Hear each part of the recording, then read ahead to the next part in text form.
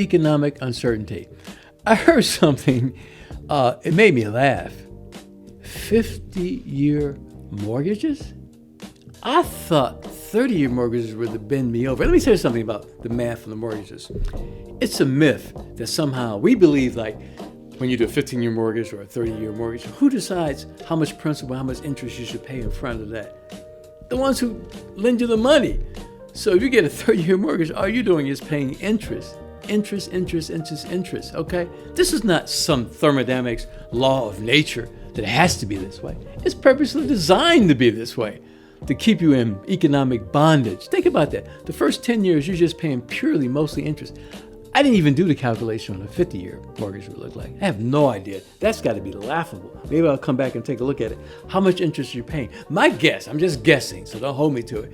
On the 50 years, probably the first 25 years is probably nothing but interest. 50-year mortgages?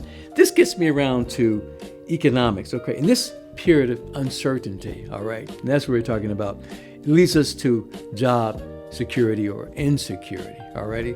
And so what you've got to do right now is making sure you just manage your dollars as best as possible. And you can't worry about the uncertainties. What's the old adage?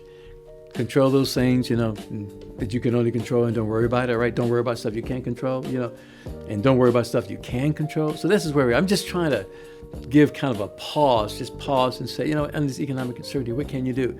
There's a rule of thumb that I remember a guy told me many, many years ago in terms of a budget.